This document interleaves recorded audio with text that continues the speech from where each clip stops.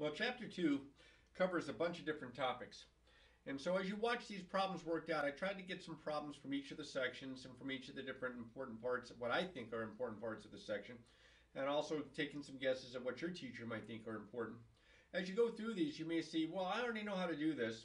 I don't need to watch the video on this part. And you might not. Or you might see something, well, I know that's not going to be on the test, so I don't have to really worry about that. And so you might skip that part of it, and that might streamline your review here. But to go along with the notes, the stuff that you can get right from the reading in the book and such, and of course, these are the objectives at the end of the chapter that the teacher mentioned. Okay, all the different things. I can't imagine that you have one question on each one of these objectives because that's a long test. There's what, 6, 10, 17, 21, there'd be 24 problems on the test. I guess it's doable, but I don't think each topic is hit. So I tried to hit the ones that I thought he might or she might have. So we'll start off with problem number 1 here. Now they're in no particular order. It starts out like problem 1, problem 2 for a while, and then I skipped around because all of these problems either come from the chapter test at the end of the chapter. What is that, like page 214? And also from the chapter review, which is like pages 209 through 212, I guess, or something like that. So you'll see different numbered problems. If they're smaller numbered problems, they probably came from the chapter test. And if there are bigger numbered problems, then they probably came from the chapter review. But there's good problems, and you can practice odd numbered problems from these sections because the answers are in the back of the book and you can check your work. I think maybe even the answers to the evens are in the back of the book from the chapter test, so that would definitely be good practice.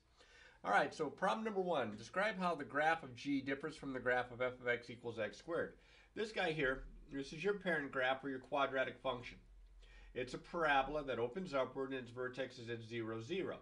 So in A, and they have g of x equals 2 minus x squared, I wrote that around as the opposite of x squared plus 2 because I see two themes going on here. I see that plus 2, and I also see this opposite of x. Well, the opposite in front of the x squared is going to be a reflection in the x-axis. So instead of being a parabola that opens upward, it's going to be a parabola that opens inverted, downward. And the plus 2, all that's going to do is it's going to shift or translate 2 units upward. Remember, if it's outside parentheses, like here you've got some stuff inside parentheses, this is going to be a horizontal shift, but outside the parentheses, something that's added or subtracted, that's going to be a vertical shift. And I think this is what they want. Over here, there's only one transformation, and that's that 3 halves that's being subtracted from x. Now see, here it was a plus sign and it went up. If it was a minus sign, it would go down. It's kind of how it looks. But when it's inside the parentheses, it's kind of the opposite of how it looks. You see that minus and you might think, oh, it goes to the left because, you know, negative goes to the left. But no, no, no. This is going to be shift to the right 3 halves unit, or 1.5 units. Okay? And that's all there really is. That's the difference in this graph as compared to this graph. There's no stretching or shrinking or anything like that. Next guy up. It says, identify the vertex and the intercepts of the graph y equals x squared plus 4x plus 3. Now, I don't know if it's going to be as simple as this equation, but I pretty much can guarantee you, you're going to have to be able to do this. You're going to have to be able to take a guy like this and put it into, I think the book calls it standard form, and I call it the vertex form, but y equals x squared plus 4x plus 3. I can find the vertex 2 different ways, but first, the first way I'm going to do it is I'm going to complete the square because you definitely have to be able to do that. They're going to ask you to complete the square. So in this case here, to complete the square, you want the coefficient of the x squared to be 1, and it is. So you just look at these two terms. I'm going to write y equals the quantity x squared plus 4x. I'll leave a little space, and I'll put the plus 3 on the end. I hope that you can see that okay. To complete the square, you take half of this coefficient, so that'd be a positive 2, and you square it, and that'd be a positive 4. And you add 4 there, inside the parentheses. Now, there's nothing out in front of the parentheses other than a 1, And if you were to distribute by 1, it's not going to change that plus 4. So to balance it, I'm going to subtract 4 from the same side. Now, if there was a number out here like a 2 or a negative 2, you would have to consider what would happen if you distributed and then adjust it accordingly. Like if it was a 2, it'd be like I was adding 8, so I'd have to subtract 8. If it was a negative 2, then that would be a negative 8, so I'd have to add a positive 8. You have to keep it balanced. This is a perfect square trinomial, and of course this is just minus 1 here, the plus 3 minus 4. This is an x, this is a 2, what's being squared in the first and last, and then you keep the same sign. So that's vertex form or standard form, and that tells me that my vertex is hk. Remember, y equals a times the quantity x minus h, quantity squared plus k. Vertex form. Well, a is 1, that's not very important. My vertex is hk, so it's kind of the opposite of what it looks like inside. Doesn't that sound familiar to what I was just telling you back here? Kind of the opposite of what it looks like inside, so it's a negative 2 here, but it's exactly what it looks like on the outside, which is a negative 1. Now, to find the intercepts, I wouldn't do this. I'd stick with this, because it's a lot easier to find the intercepts in this form. By the way, you can still find the vertex if you leave it in this form. You just have to remember that x equals the opposite of b over 2a formula, where in this case a is 1 and b is 4. So that would be the opposite of 4 over 2 times 1. That'd be negative 4 over 2, which is negative 2. See how that's the x value? My vertex is negative 2 something. And in this form, to find the something, I just plug negative 2 back in and figure out the arithmetic here, and it will be negative 1. By the way, remember that when you have a graph, and this parabola does open upward, and my vertex, this is going to be really, really rough here. My vertex is down here at negative 2, negative 1, and you graph it, and it looks something like this. The vertical line that cuts right through the vertex, that's called the axis of symmetry. I abbreviated it AOS, but that's the axis of symmetry, and the axis of symmetry can be found from this formula as well, because it's always a vertical line, and it always equals that x value. So it's x equals negative 2. That's your axis of symmetry. Okay. Now, to find the intercepts, because he didn't ask for the axis of symmetry, but to find the intercepts, just like with any other kind of a graph, to find the x-intercept, you set y equal to 0. So if I go back to here, and if I set y equal to 0, I get 0 equals x squared plus 4x plus 3. And that hopefully will factor, and it does. This is x plus 3 times x plus 1. And so if I set these equal to 0, I get x equal negative 3. I get x equal negative 1 if I subtract 3 and subtract 1 from both sides respectively. So my x-intercepts are negative 3, 0, and negative 1, 0. Don't forget, you write your intercepts as ordered pairs. To find the y-intercept is even easier because you just set x equal to 0. So over here, if I set x equal to 0, I get 0 squared plus 4 times 0 plus 3. So I get y equals 3. So my y-intercept here would be 0, 3. Not a very good drawing. It looks like it's more like going to be 0, 2 here. I just didn't make it steep enough, I guess. There's 3. There you go. And there's negative 1, there's negative 2, and there's negative 3. So that kind of makes sense. And that makes sense there. All right. Here we go. On to another page. Let me move this out of the way.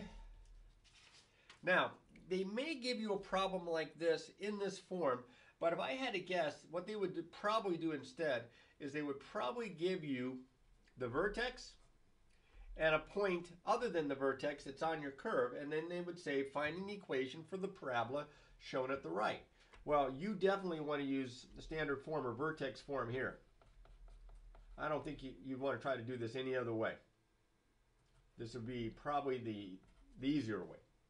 So now, what do I have? Well, I have hk, because that's my vertex. My h is 3, my k is negative 6, so I have y equals a times x minus h, which I just said was 3, plus k, which is plus a negative 6 or minus 6.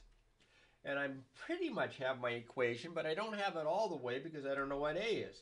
I know a is going to be positive because it opens upward, but I still don't know what a is. So rather than just kind of guess by the looks of it, what I'm going to do instead is I'm going to take that second point. You know, they gave you a second point for some reason. and I'm going to plug 0, 3 in to my equation, in for the x and in for the y. Because that way, the only variable that'll be left will be the a, which is what I'm trying to figure out. So I have, I have 3 equals a times 0 minus 3 quantity squared minus 6. 3 equals a, see, 0 minus 3 is negative 3. Negative 3 squared is 9. So times 9 minus 6, I'm going to add 6 to both sides. I get 9 equals, this is 9a. And I divide both sides by 9. And you can see what's going to happen here. I'm going to get a is 1. So I can plug a 1 right in there. And of course, when you plug a 1 in, you don't really plug the 1 in. It's understood that it's a 1. I can just write y equals the quantity x minus 3 quantity squared minus 6. And there's my guy right there. That's the equation of that. I think you might have to do one of those. I'm not going to swear to it because I don't know what's important to your teacher. I would probably have a problem like that if it was my test on this material. But maybe, you know, there's an emphasis on other stuff. All right, speaking of other stuff, here's a story problem. Now, I figured there's going to be a story problem or two. Make sure you write out your answers and use the units and put a short sentence here. Find, the path of a ball is given by y equals negative 1/20th x squared plus 3x plus 5, where y is the height in feet, and x is the horizontal distance of the ball. So, ball is thrown like this, right? Going to eventually hit the ground. If you can see that okay. Now, you say, well, why do you have the ball being thrown up here? That's where this plus 5 probably comes into play. It's like 5 feet off the ground is what's happening here. Because, see, if x is 0, if my horizontal is 0, then this is the guy throwing the ball here, right? He's throwing the ball. That's pretty bad stick person there. Anyway, you're to find the maximum height of the ball. Well, as soon as you see maximum height and you see a quadratic and you see that it has a negative a, which means it opens downward like this curve is supposed to be showing, you need to find the vertex. The height, remember, is the y. You want the maximum y value. You want the y for the vertex. So I'm going to use, now see, a is negative 120 and b is 3. So I'm going to use x equals the opposite of b all over 2 times a. Now that's not everybody's most fun problem, is when you have a complex fraction, a fraction and a fraction. But you can multiply the 2 times the negative 1/20th, and I get negative 1/10. And of course, a negative divided by a negative is positive. So this is the same as negative 3 over 1 divided by negative 1/10, or times negative 10 over 1. Invert and multiply when you divide by a fraction. So I told you it was going to be positive, but that's not the height. That's how far away from the guy throwing it. That's the x. X equals. So to find the height, I've got to plug 30 and plug it back into here, which is going to be a pain. So definitely want my calculator close by. Y equals negative 1/20th times 30 squared. Let's see, plus 3 times 30 plus 5. So this is negative 1/20th. 30 times 30 is 900. Plus 90 plus 5. Now let's see, a negative times a positive is negative. 20 goes in 45. So I get negative 45 plus 90 plus 5 plus 95. And that's going to be 50. Hopefully you can still see that. So that's the y value. That's the maximum height. 50, the max, this is for A, the max height of the ball is 50 feet. This is in feet, right? Yep, this is in feet. All right, now for part B, it says, which term determines the height at which the ball was thrown?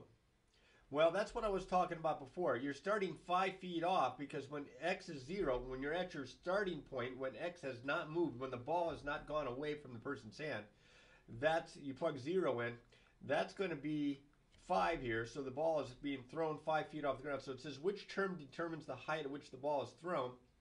That's the constant term.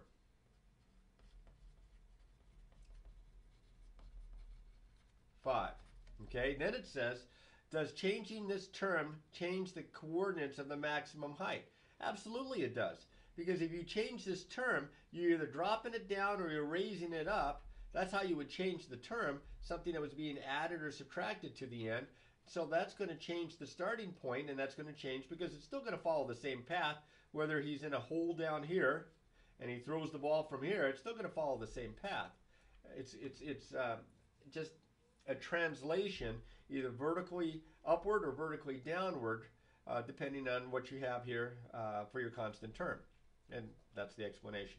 I doubt if you'd have to explain all that. All right. Now you're already probably thinking, gee, he's talked a lot and he hasn't hardly gotten very far. Well, it gets worse. I got to keep on talking here. All right, you're definitely going to have to be able to do long division. And if you do long division, be careful. Sometimes they'll give you a division to do, and it's missing terms. And if you don't put in the placeholders, you're going to have trouble getting things to line up. I have students do that all the time. So here, x squared plus 1 is my divisor. This is what I'm dividing by. And this is what I'm dividing into. This is the dividend. Now, they might write it like this. They might write 3x to the third plus 4x minus 1 all over x squared plus 1. It means the same thing. It's up to the teacher how they want to write it. But I'm going to put this on the outside of the house, but I'm going to write x squared plus 0x plus 1. Now, don't try to do synthetic division here. First off, it says use long division. So you'd be not following the directions. And second off, you can't because it's x squared. Remember, when in synthetic division, which is the next problem, it has to be in the form x minus a number, x minus a constant. Now here, it's missing the x squared term, so I'm going to put 3x to the third plus 0x squared plus 4x minus 1. I want descending order, and I don't want any missing terms, even if it's a placeholder. So now I do the division. What times x squared gives me 3x to the third? Well, that would be 3x. So I'll put it above here so that my like terms are vertically lined up, and then I'll multiply. 3x times x to the second is 3x to the third. 3x times 0x is plus 0x squared, and 3x times plus 1 is plus 3x. And here's where you would subtract. It's where I grab my colored pencil to kind of emphasize this. I don't like to subtract. I like to change the signs of every term and then add, because I'm adding the opposite is subtracting. Those cancel. There's nothing there. And that's going to give me just 1x, and then I can bring down the minus 1. Well, I can actually kind of stop my division here, because what I have left has degrees smaller than my divisor. So this is my remainder here. So I'm going to write the remainder. Okay, it's like a positive x here, so I'm going to just plus. And I'm going to put the remainder, x minus 1, all over my divisor, x squared plus 1. And that is my answer. You need to be able to do long division. If you haven't done one for a couple days, make sure that you do at least one to kind of keep it fresh in your head. The synthetic division typically goes a little faster, but you also need to make sure that all your terms are represented, so you might have placeholders. And it has to be divided by a number in the form x minus a. Well, in this case, x minus 2, that means 2 is a. So the 2 goes in the box, and the coefficients of my dividend go in here and lined up. Remember, you put the total bar underneath. So I have an x to the fourth. I don't have an x cubed. I have an x squared. I don't have an x, and I have a constant. So I'm going to write 2, and then a 0 for the x cubed, and then the negative 5, and then a 0 for the x squared, and then a negative 3. And you may remember, now by the way, if this said x plus 2, then this would be a negative 2. It's kind of the opposite of what it looks like inside. How many times have I said that in this review? So you bring the first number down, then you multiply, then you add. Then you multiply, then you add. Then you multiply, then you add. Then you multiply, and then you add. Or excuse me, hang on. We'll multiply first, then you add. Now, I usually circle the last one there because since I'm dividing by a linear, my remainder is going to be this constant on the end. Remember, that's the constant term, the x squared, the x cubed, the x fourth. So this is my remainder. So this is my constant term, my x squared, my x to the third. I get 2x to the third plus 4x squared plus 3x plus 6. And my remainder is 9. So plus 9 over my divisor, which is x minus 2. And that is my answer. Now, what's really nice about this is you can use this to determine if x minus 2 is a factor, because if your remainder is 0, then it's a factor. Okay? All right. Next, we'll talk more about that. Next guy is up here. 23, 24, 25, 26. We'll see if we have room for all of these. Let's try 23 first. It says determine the right hand and left hand behavior of the graph of the polynomials, or end behavior. So look at the degree of the polynomial and look at the leading coefficient. For 23, my degree is 2, and my leading coefficient is -1.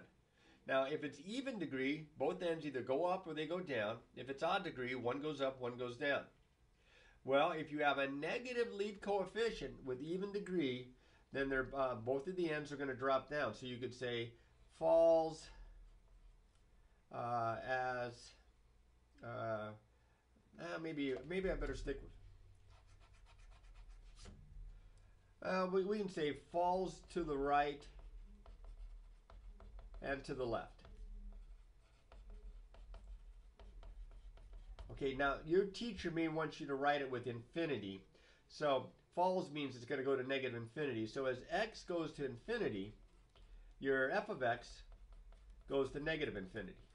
And as x goes to -infinity on the left-hand end, f of x is also going to go to -infinity. So they may want you to write it like that. All right, let's do number 24 here, and that might be enough. I can, be happy to. I'll talk about 25 in just a second, though. So I have f of x is equal to 1/2 x to the third plus 2x. Well, when you have odd degree, and this is odd degree, it's degree 3. One end goes up, one end goes down. If you have a positive lead coefficient, which is what I have here, it goes up and to the right, it goes down and to the left. You're just going to have to memorize those. Okay, the end behavior rule or theorem. So, okay, so we can say rises to the right and falls to the left. Again, odd degree, positive lead coefficient. Or you could say as x goes to infinity, f of x goes to infinity, rises, and as x goes to -infinity, drops, f of x goes to -infinity. You can write it like that as well. That's all I really have space for. Here, they didn't multiply through by 3/4, but that would be your lead coefficient, because if you distributed and got rid of the parentheses, you would have 3/4 x to the fourth, even degree, positive lead coefficient, both sides go up. It rises to the right and rises to the left. Okay. Next page. Okay. I tried to clear that out. I didn't do a very good job here. It says in exercise 29, find the zeros of the function and sketch its graph. If I'm really, really lucky, like in this first example here, it might factor, because the zeros, remember, are those numbers that when you plug in for x, make the expression equal to 0. The zeros of the function are the same as the roots to the corresponding equation. Here's the corresponding equation. If I set it equal to 0. It's also equal to the x values of the x-intercepts of the graph of this function, which I'm supposed to do here anyway, and we'll show that. So I'm going to find the zeros. I'm going to set it, the expression equal to 0. Now, if it didn't factor, I might have to use the rational root, or the rational zero theorem, but I can factor out an x squared.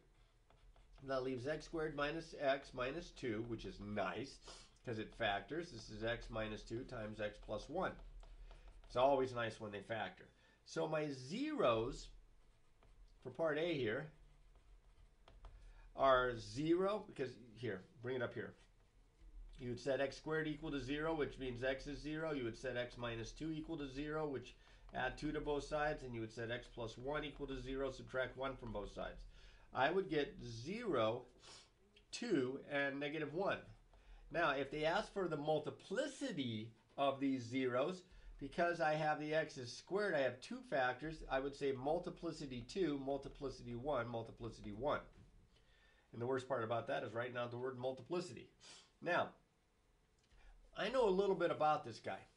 I know that it has an even degree and a positive lead coefficient. So I know my end behavior. As it goes to the right, it goes up. As it goes to the left, it goes up. I also have 3 points. I have my 3 x-intercepts. These are the x values of the x-intercepts. My x-intercepts are 0, 0, 2, 0, and negative 1, 0. So if I go to sketch this, let's see if I have a piece of graph paper close by here, which I just happen to have. If I go to sketch this guy, let's see if I can bring this up so you can still see him here. All right, where's my straight edge?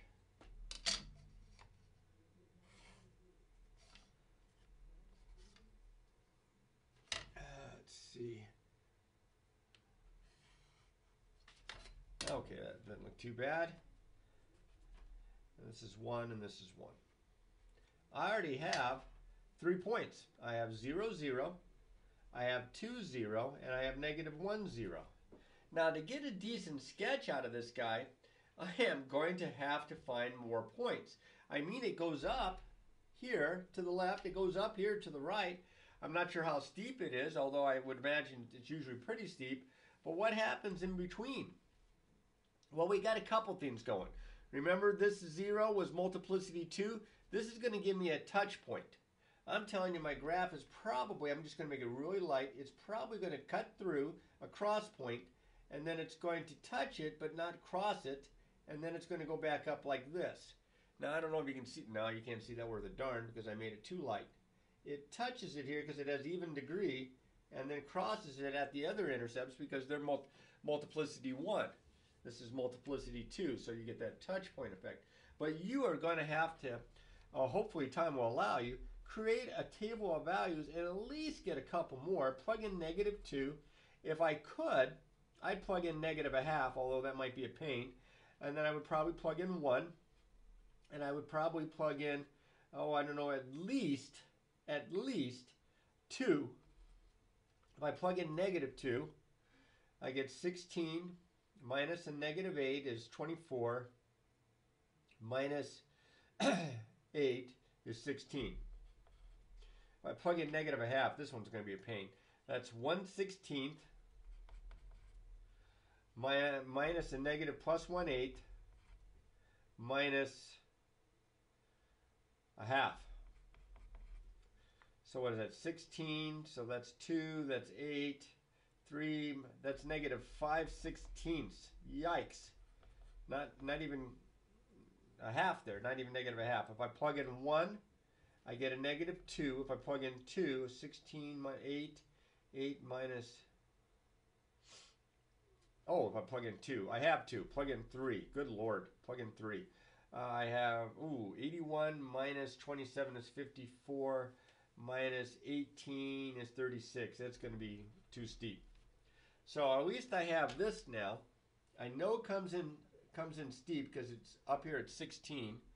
Comes in steep here. Then it goes down to, about like that. It kind of curls around. And then it goes down to negative 2 before it goes back up. Oh, and it goes up steep.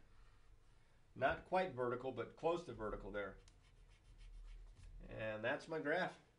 I wish I could tell you it would be faster. Now, if they ask you, or if they give you a graphing calculator, like let's say here, let me clear out what I have here real quick. If I graph x to the 4th, let's see, minus x squared, minus x cubed, excuse me, minus 2x squared. And if I graph this, hopefully I have a good window there. Kind of hard to tell, but it looks a little bit like it. You might have to zoom in just to really get an idea of how it, let's see, cursor's at 0, 0. Let's see what happens. Yeah, see how it dips down below and it's a touch point and then goes back up through? All right, so that always matches up okay. You need to be able to do this on a calculator. Whether you're using the calculators that they provide in the classroom or you're using your own graphing calculator. You need to practice this if you haven't already done so. Besides, it's also a way to where you could estimate the zeros. If you know your scale there, you could say, oh, negative 1 and positive 2 over there. Not including 0, 0 in the middle. That your 0 would be 0 from that point. All right. Let me turn this off, and let's go on to the next one. Now here's one of those problems that I wasn't sure if you would have on your test. It talks about the immediate value theorem. The immediate value theorem tells you that if you have, oh, hang on a second. Oh, okay. They didn't give us an interval here. I think I have one in the notes, but I don't think I have. I just copied this one from the book. I didn't really look at it. Okay, let's use the interval from 0 to 1. I think this will work. What the intermediate value theorem says, for any polynomial function, it's smooth and it's continuous. There's no breaks or holes or gaps. So if you were to graph and plug 0 in, f of 0 turns out to be -1, which is less than 0. F of 1, if I plug 1 in, I get 1 plus 2, 3, minus 1, I get 1. So graphically,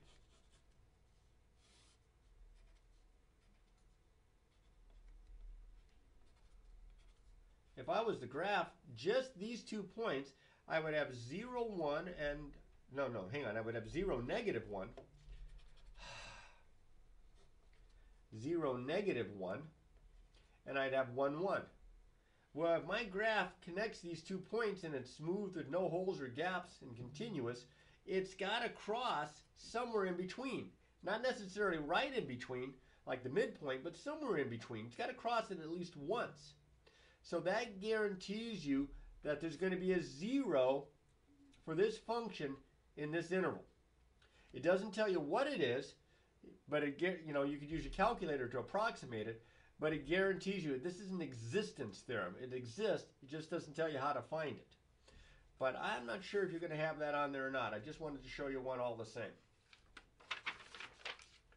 All right, we're having some fun now. This might be a world championship length review here. And again, if some of these problems don't seem necessary, then you can kind of cruise through them and such and get to the ones that you feel like you need more help with. In exercise 53, use synthetic division to find each function value. You don't have to plug 4 in, and in fact the directions tell you to use synthetic division. Well, when I want to plug 4 in and I'm using synthetic division, I don't normally call it synthetic division, I call it synthetic substitution. But it works just like division.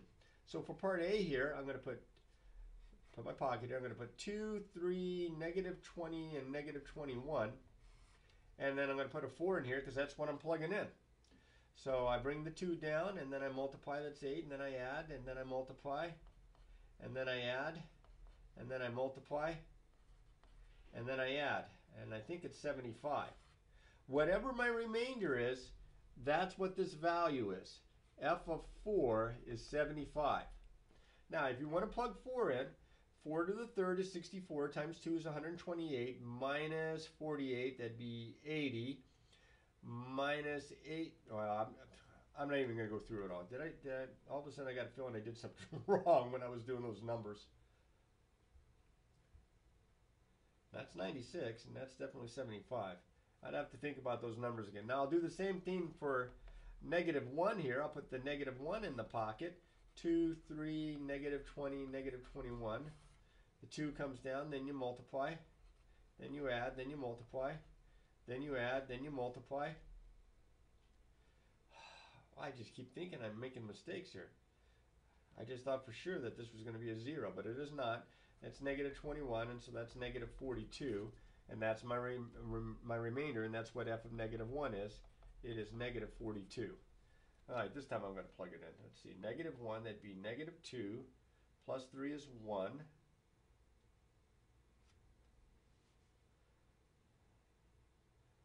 Plus, I am doing something wrong every time I do this problem. Do I have this written down right? 2, 3, -20, -21, 2, -2, 1, -1, -21 when I add here. So that'd be a positive 21, and that's a 0. So it is a factor. All right, that means here that x plus 1 would be a factor of that polynomial. I had a feeling I was going to get a 0, and this is 0. Yeah, it wasn't working out when I was plugging in. I could tell it was going to be a much smaller number. So anyway, there you go. Hopefully I didn't confuse you by making the mistake there, but that's what you can do. All right, I can find those function values by using synthetic substitution or synthetic division. All right, here's some more synthetic division. Use synthetic division that show that x is a solution of the polynomial equation. Then use the result to factor that the polynomial completely and list all real zeros of the function. All right, so first things first. 2, 5, negative 11, negative 20, and then a 12. And they give me negative 3. 2, that'd be negative 6. This better be a 0 here. Negative 1, that's positive 3, that's negative 8, that's 24, that's 4, that's negative 12, and that's 0. Woof! So this guy here, 2x to the 4th plus 5x to the 3rd minus 11x squared minus 20x plus 12 equals 0. This is x minus a negative 3, this is x plus 3, and this is my depressed polynomial, which is 2x to the 3rd minus x squared minus 8x plus 4. Now, if you have to complete the factoring, you got to hope that this thing factors, because there's 4 terms, factors with grouping, and it does. 2x to the 3rd minus x to the 2nd minus 8x plus 4. If I group 2 and 2, this has, an x squared in common. That gives me 2x minus 1. This has a 4 in common. Since the signs are in the reverse order, plus, minus, minus, plus, instead of factoring out just 4, I'll factor out a minus 4. That leaves 2x minus 1. And you can see why I did that, because that has to match. So that gives me 2x minus 1, and then x squared minus 4. Oh, nice. So all of this here factors into 2x minus 1, and then x squared minus 4. And then that factors as a difference of squares. Nice problem. X minus 2x plus 2. Okay, so I factored it completely, and then I'm going to list all my real zeros. Can you see them? Negative 3, positive 1/2, positive 2, negative 2. You set each one of these equal to 0 and solve. I'm running out of space here, so that's why I went ahead and kind of told you what my zeros are going to be. Negative 3, add 1, divide by 2, 1/2, add 2, subtract 2. And those are my zeros. That's possible. I don't know if they have you do a factoring with grouping, but you should know how to do that, so there you go. All right, next guy up. Speaking of the rational root, or the rational zero test, it says list the possible rational zeros of this function. I got an easy one here. And then we're going to find all the real zeros of this function. All right, remember, if there are rational zeros, it has to fit the form P over Q, where P is a factor of the constant term,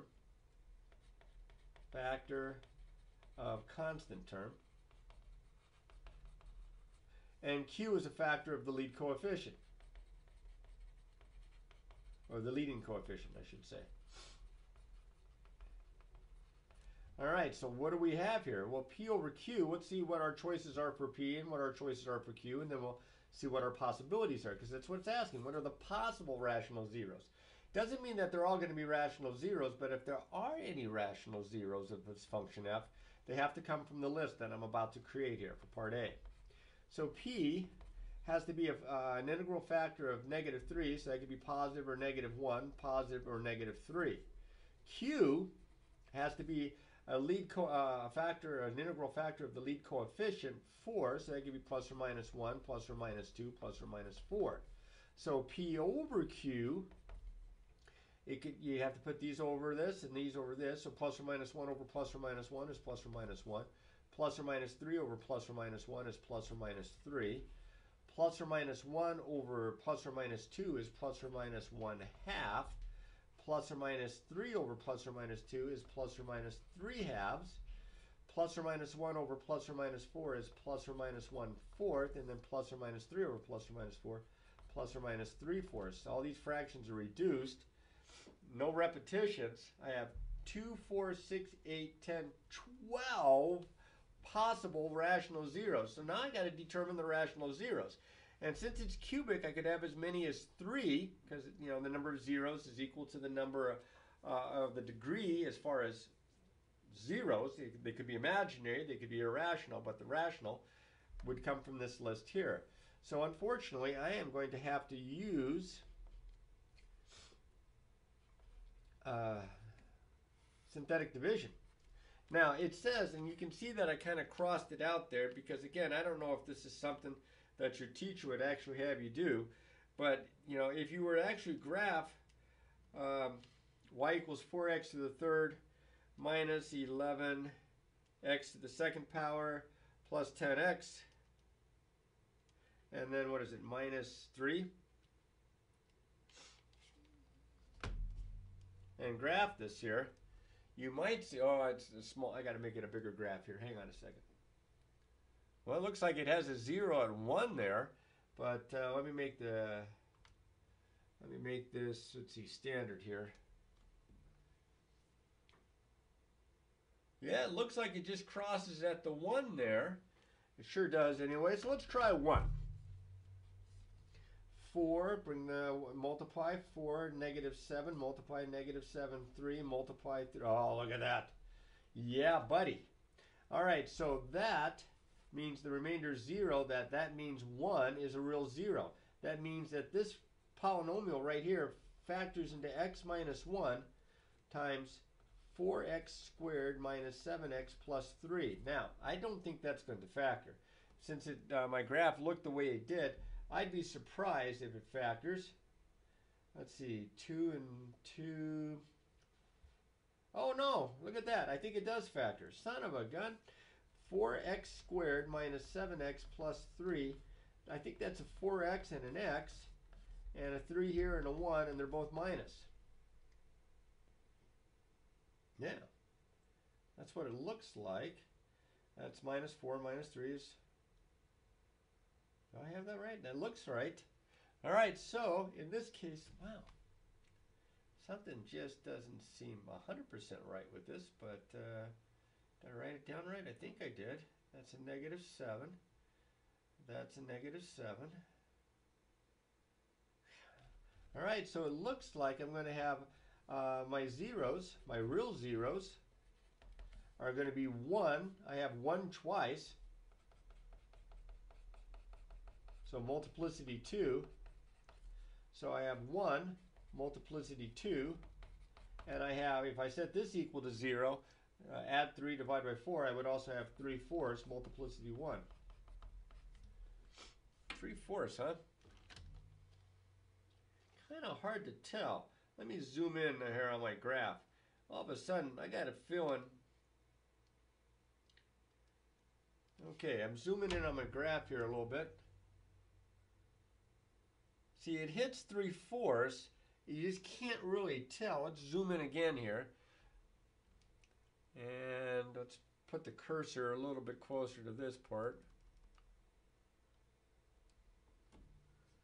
See, it crosses at 3/4, barely goes above it, and then it crosses through there at the 1 as well, as it kind of flattens it out a little bit.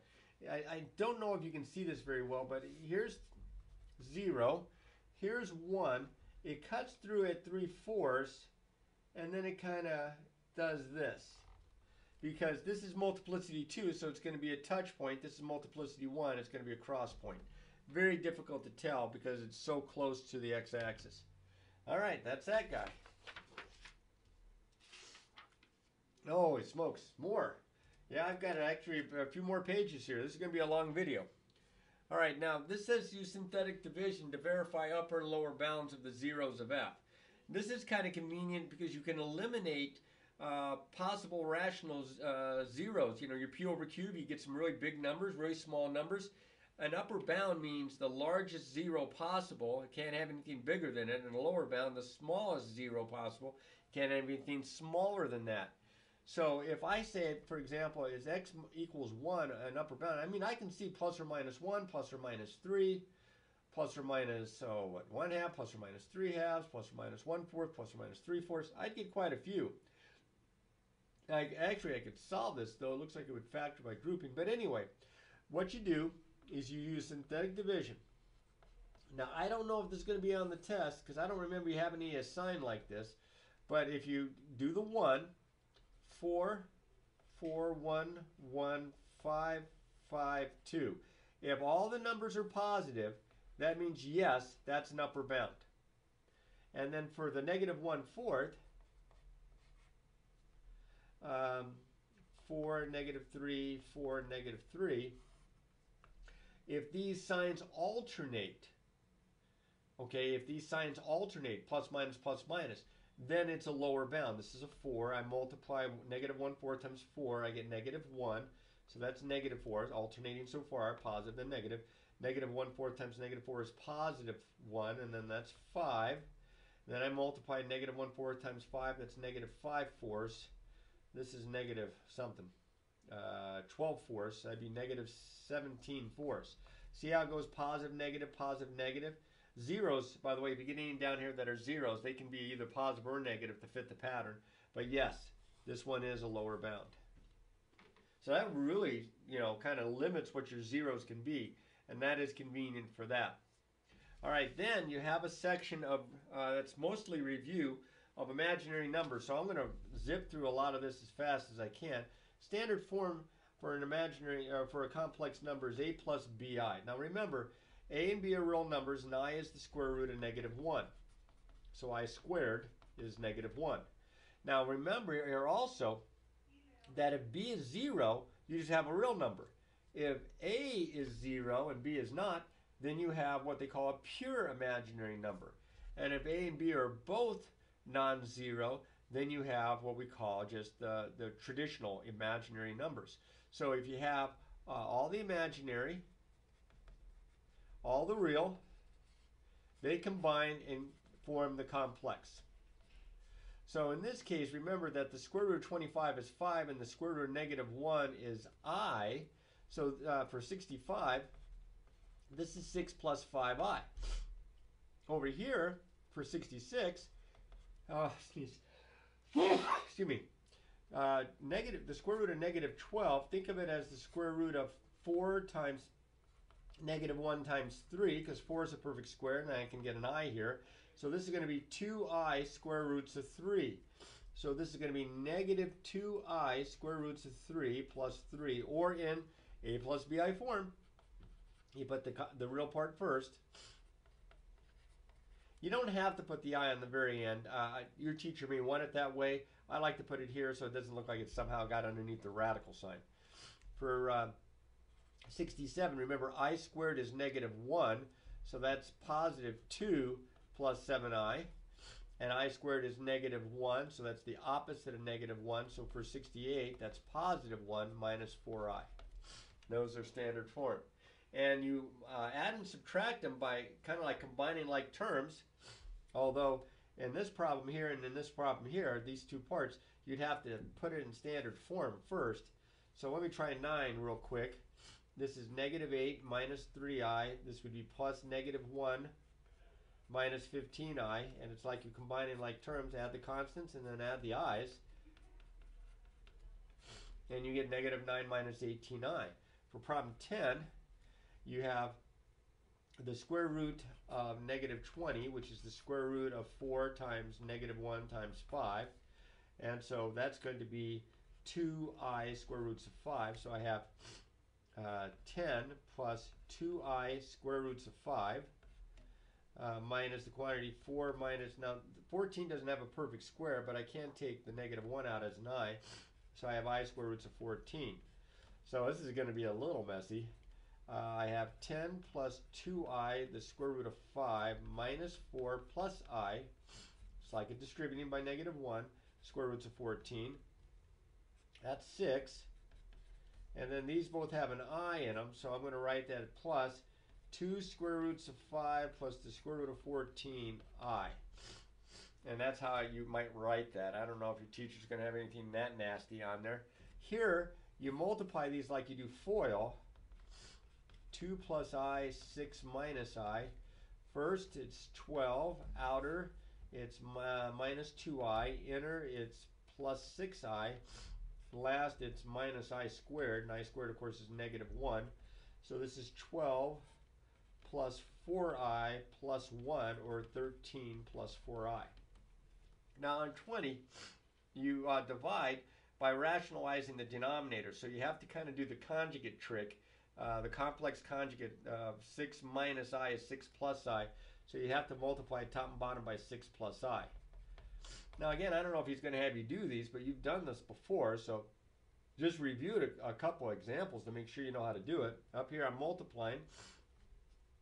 So that's going to be 48 plus 8i plus 30i plus 5i squared all over, and that's going to be, well, the O and the I cancel, 36 minus I squared. So let's see. Bring that up. This is -1, so this is -5. That'd be 43 plus 38i on top, and that's going to be 37, because that's going to be minus -1 plus 1. And then if you're going to put it in standard form, you'd have to write 43 over 37 plus 38 over 37i to make it look like a plus bi form. All right, that was messy. Sorry about that. All right. It says here, find all zeros of the function and write the polynomial as a product of linear factors. Use your graphing calculator to verify your answer. Well, it would be nice if I could say, hey, no worries, it factors. Let me find a sharper pencil. I think I'm dulled this one. A million pencils here, and none of them have a point. What's the point? Yeah, this one's close. All right, so P over Q. So that would be plus or minus 1, plus or minus 2, plus or minus 4, all over plus or minus 1. So let's see here. 1, -4, 6, -4. Let's try 1. 1, 1, -3, -3, 3, 3. Whoop, no good. Let's try -1. I don't have a ton of room. So that's 1, that'd be -1. That's -5. That's +5. That's 11. That's no, that's no good. All right, let's try 2. 1, -4, 6, -4. Try 2 here. That's a 1. That's a 2. That's a -2. That's a -4. That's a +2. That's a +4. 0. Woo. All right, I didn't have to go too far. So this is going to be x minus 2 times my depressed polynomial, which is x squared minus 2x plus 2, which does not factor. It says that I have to write my polynomial as a product of linear factors. I got troubles. I am going to have to solve this by using the quadratic formula. Hopefully you have nothing like this on the test, but this is how you go about it. You find the values here. So opposite of b, plus or minus the square root of b squared minus 4 times 1 times c over there, all over 2 times 1. So that's going to be -4 in there. It gets 2 plus or minus the square root of -4 over 2, which is 2 plus or minus 2i over 2, which is 1 plus or minus i. Oof! So here's what they want. And I know you're not going to like it, but here's what they want. 1 plus I, 1 minus I. X minus 1 plus I. X minus 1 minus I. That's how you would write it as a product of linear factors.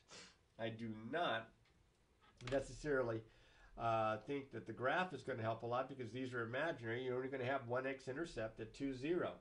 But your zeros, it said find all the zeros. 2, and then 1 plus or minus I. I have 3. Excuse me. Next guy up. Let me guess, no tissue in this room. Oh, got one in the pocket there. Very good. All right, sorry about blowing the nose. I must be allergic to these problems. Or my school, one of the two. Can't be the coffee. All right, so let's keep going. We've got a few more examples to do here. Although we are eventually getting there. I am down to a couple, 3 pages left. Find the polynomial function with integer coefficients that has the given zeros. There are many correct answers. Well, that's because you can multiply through by a constant. But here's what I want you to do. Remember what I did back here with the zeros? X minus, X minus, X minus. That's what you do here. Your function, X minus -2. That'd be X plus 2. X minus -2, that'd be X plus 2. X minus negative 5i. That'd be plus 5i. Uh-oh. There's one more. You say, no, there's not. There's only 3. That's imaginary. And so we have the complex conjugate thing that says if one imaginary is a root or a 0, so is its conjugate. So the conjugate of 0 minus 5i is 0 plus 5i. So that'd be x minus 5i. And this is it. This is what they want you probably to multiply out. So this is times this. This is x squared plus 4x plus 4. And these are like conjugates, so this is going to be x squared minus 25i squared. That'd be negative 25, so that'd be plus 25. And then you'd have to multiply, yikes, through, whose silly idea was this problem? So that's x to the 4th plus 4x to the 3rd plus 4x squared plus 25x squared plus 100x plus 100 equals x to the 4th plus 4x to the 3rd plus 29x squared plus 100x plus 100. Okay, that's this guy. Hopefully he doesn't want you to multiply it all out. Maybe it'll be multiple choice. I don't know. This guy has the same effect. You see the negative 3 plus 5i means that negative 3 minus 5i is also a 0. Now here, for this guy, for 96, I showed this in some notes, but you have x minus 1. You have x minus negative 4. That's x plus 4.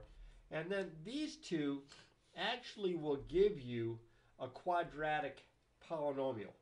Because there are 2 and a quadratic has 2, if you use the trick x squared minus the sum of the zeros x plus the product of the zeros. So if I take negative 3 plus 5i and negative 3 minus 5i, and if I add them, I get negative 6. So I get x squared minus the sum, which is negative 6. So minus a negative 6 would be plus 6x. And then I'd have to multiply these, and they're conjugates, so the O and the I will cancel. You got to do FOIL. So that's going to give me 9 minus 25i squared, and that's negative 1. So that's minus a negative 25, that's 34, so plus 34. So I got, from these two, I got this guy. And then I can multiply this together, and I hope that you wouldn't have to multiply any more than that. If I do FOIL, I get this, and then this would be a real mess because you'd have a trinomial times another trinomial. You're going to get 9 terms, and then you have to simplify. This is a nice little guy to remember. All right? All right, now, definitely going to have some domains and vertical and horizontal asymptotes. Let's start with 101. You have f of x is equal to x minus 8 all over 1 minus x. Take the denominator, set it equal to 0, and solve. That's what value your denominator cannot equal. So your domain is everything but that. So my domain would be from negative infinity to 1, parenthesis, and then from 1 to infinity. That excludes the 1. My vertical asymptote is going to be this, actually. What makes the denominator 0, it does not make the numerator 0. So my vertical asymptote is x equals 1, because 1 makes the denominator 0, but not the numerator. My horizontal asymptote has to do with the degree. If the degree of the numerator is equal to the degree of the denominator, and it is, then it's the ratio of the lead coefficients. This is a positive 1, this is a negative 1. My horizontal asymptote is y equals 1 over negative 1, which is negative 1. And that is 101. 102, I have f of x is equal to 5x over x plus 12. So I said x plus 12 to find the domain. So hopefully you can see this, okay? And that would give me x equals negative 12. So my domain here, my function, would be everything but negative 12. Okay, my vertical asymptote, well, see, negative 12 makes the denominator 0, but not the numerator. So my vertical asymptote is just that, x equals negative 12. That's convenient.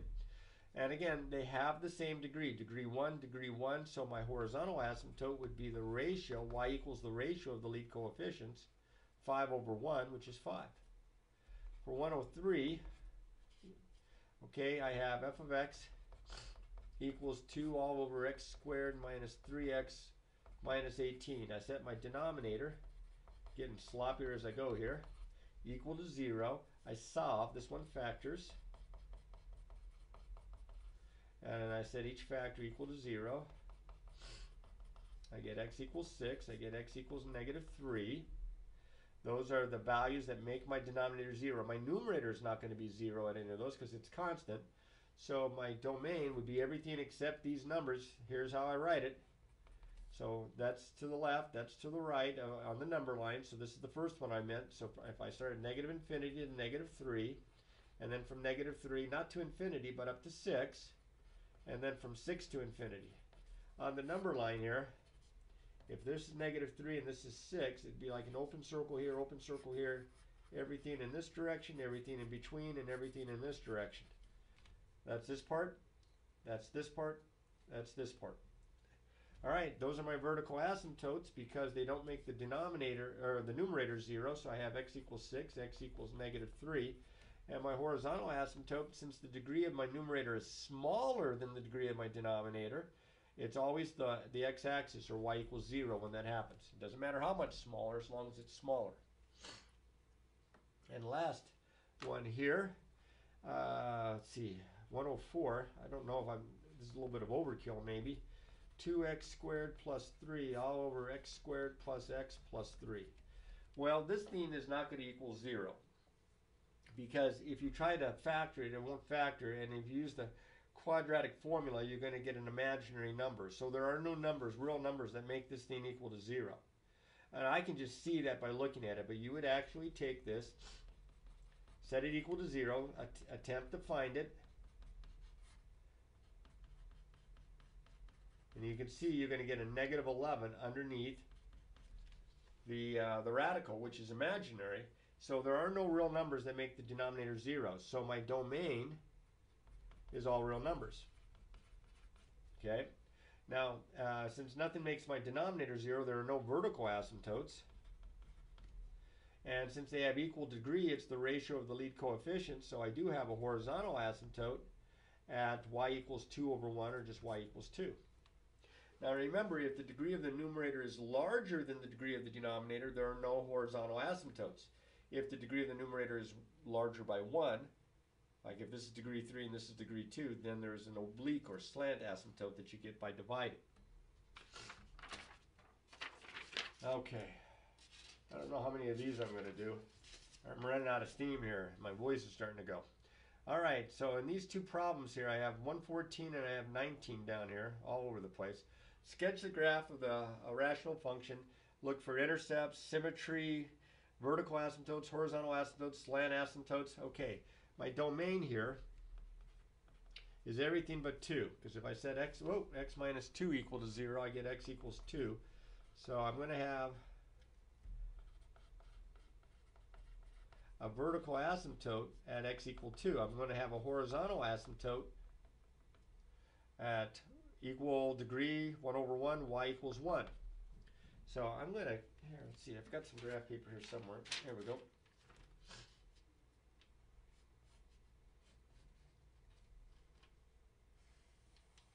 Okay, I'm freehanding it. Sorry about that. I'm trying to pick up the pace a little bit. All right, I am going to have a vertical asymptote here, x equals 2. I'm going to have a horizontal asymptote at y equals 1. And I need some points. Now, more than likely, my graph's in here and here. It could be in here and here, depending on the signs. But I think it's going to be in here and here. Now, the only way I'm going to be able to really get an idea, I mean, I'm sure it's going to kind of hug the graph, is to plot some points.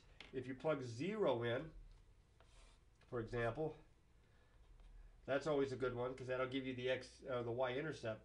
But I would pick some points to the left of the vertical asymptote and to the right here too. So maybe -1, 0, 1, even 1.5 if you have time, 2.5, 3, and 4. That's probably more than enough. -1 plugged in would give me -4 over -3, which is 4/3. Let me try that again. -1, if I plug it in, is -4 over -3 is 4/3. Oh, I'm wrong. It's going to be in these two, it looks like here. And then if I plug 0 in, I'm going to get +3 over 2. If I plug 1 in, I'm going to get -2 over -1, which is -2. That would be -1/2 over, -1.5 over, this would be -3. Negative 3. Let me try that again. No, positive 3 here. If I plug 1 in, it's positive. It does help if you do the signs right. Sorry about that, boy. So anyway, I would have 3. I'd have here at 2. At 0. Oh, hang on a second. Let's just plot these points. Negative 1, 4/3 is down here. 0, 3/2 is right there. 1, 2 is here. Yep. My graph goes like this. And you use the asymptotes to help guide your graph. Now, if I plug these in, 2.5, that's negative 1/2 over positive 1/2. That's negative 1. 3 in there gives me 0, and 4 in there gives me 1/2. So 2.5, negative 1, 3, 0, and 4, 1/2. Do you see how the graph kind of goes here as well? And that's how you do it. I just, if you've got a graph to do, you might save it to the end so that you can get everything else done, especially if it's worth the same amount of points as the other problems, because you may have to plug in enough points, or you might have to just kind of fake it with fewer points if you don't have the time. All right, this guy here, all right, my x cannot equal 1 because if I do, I get 0 in the denominator, not the numerator. There's no holes in the graph. Remember, we did talk about functions that if they had a common factor, top and bottom, so that they were the same when you simplified it as the original, except that whenever that factor gave you is a 0. So you might have to consider that. I don't know if I have time to show you one here, or if I'll remember by the time I get done with one of these. But my vertical asymptote here is x equals 1. I do not have a horizontal asymptote, but I have an oblique one because it's 1 higher here. So 1, 0, 2, and a 1. That's a 1, that's a 1, that's a 1, that's a 1, that's a 3, that's my remainder. That's my depressed. So my oblique asymptote or slant asymptote, this is the quotient. So that's my constant, that's my x. I get y equals 1x plus 1. So graphically, let's see. I'm definitely going to have to plug in some points here. Oh, this is messy now. All right, so vertical asymptotes, I would have these are 1s. I would have this, and then that would be through that slope 1, so it would look like this. And you'd probably have this piece and this piece. I guess it could be this one and this one.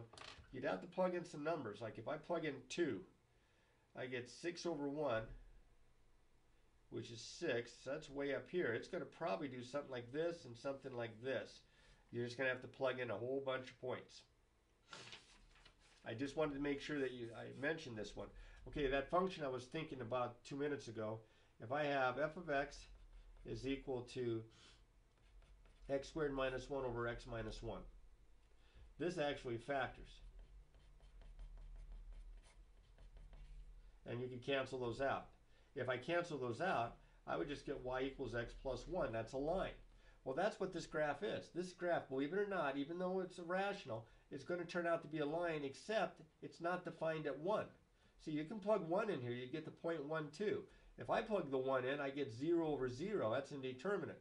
So this is going to have a hole in the graph at where it should be the point 1, 2. This is going to look like a solid line. This is going to look like a solid line with a hole in it. So that's the main difference there when you have a common factor top and bottom. Okay? All right. Here's a last page here. Okay. I wanted to kind of point this one out, not because I wanted to plug in a bunch of numbers or do an example of, what is this called? Not average, marginal cost. It says a business has a cost of C equals 0.5x. Well, actually, it's not marginal cost. It is average cost. Plus 500 for producing X items. The average cost is given to be that, where you divide by X. It says use a graphing utility to graph it. Okay, that's fine. And then it says find the average cost of producing 50 or 100 or 1,000 or 10,000. So you would just plug 50 in here and here with a calculator, figure it out, then plug in 100, figure it out, then plug in 1,000, figure it out, 10,000, figure it out. Then it says determine the average cost per unit as X increases without bound. So that means a horizontal asymptote.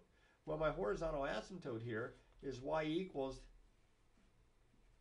the lead coefficient. So that's 0.5 over 1, which is just 0.5 or a half.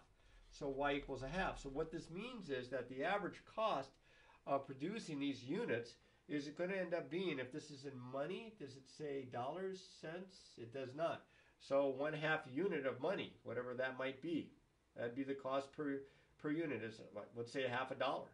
Okay, as x gets bigger and bigger. So the more you make, the easier it is to bring the price down so that you can sell it cheaper, so that you can sell more. And of course, they always don't sell it cheaper. They raise the price if they think people are going to buy it. Now, this last one I'm not going to do, but I wanted to point it out because this was in the chapter test. And it says, list all possible rational zeros. That's that P over Q. Look at this mess. Holy moly. P plus or minus 1, plus or minus 2, plus or minus 3, plus or minus 4, plus or minus 6, plus or minus 8, plus or minus 12, plus or minus 24. P. Q plus or minus 1, plus or minus 2. So you'd have all of these over plus or minus 1, which is all of these, and then you'd have all of these over plus or minus 2, except that some of them would be repetitious. Plus or minus 1 over plus or minus 2 is plus or minus a half, but plus or minus 2 over plus or minus 2 is plus or minus 1. So you're only going to add plus or minus a half, plus or minus 3 halves, because everything else is going to be a repeat. But you have this huge list. Then it says use a graphing utility to graph it and find all the rational zeros, because they don't want you sitting in there plugging in numbers for the rest of the day. But we need to be able to graph this stuff, which is what I was showing you before, and see where it crosses the x-axis. If I was to actually plot this one, which I wasn't planning on doing, but I will, all the same, because I'm ahead. Oh. All right, y equals clear. Let's say I want to plug 2x to the fourth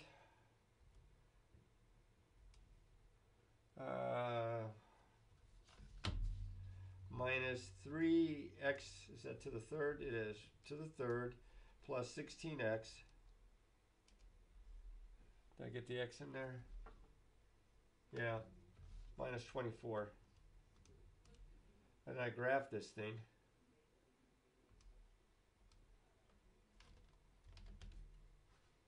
You can see it looks like -2 and maybe 1.5. You can approximate it that way. -2 and possibly 1.5 or 3 halves, which I would get with 3 plus or minus 3 over plus or minus 2. 2, -3, 0, 16, -24. Watch what happens. If I put -2 in there, that's 2, -4, -7, 14, 14, -28, 12. Did I write it down right? I keep messing up on signs like crazy. 2, -4, -6. Well, that's what it looks like. It looks like a -2 there. -7, that's 14, so that's 14, that's -20, that's -12. Good Lord, and then that's going to be 24, and that's going to be 0. So that one works. And then this is your depressed. 2, -7, 14, -12. Let's try the 3 halves just to see what happens, since I keep screwing up with arithmetic. I'm taking a risk here. It's -6, that's 8, that's 12, yep. So these two do turn out to be real zeros. They're rational zeros that you can find using your calculator. I don't know how much your teacher's going to have you do with that. Now, have I done an example of everything? It sure feels like it, but I know I haven't. So you need to make sure that you practice, and of course, ask questions if you're unsure, okay? I hope that this video helps you some. Practice, practice, practice.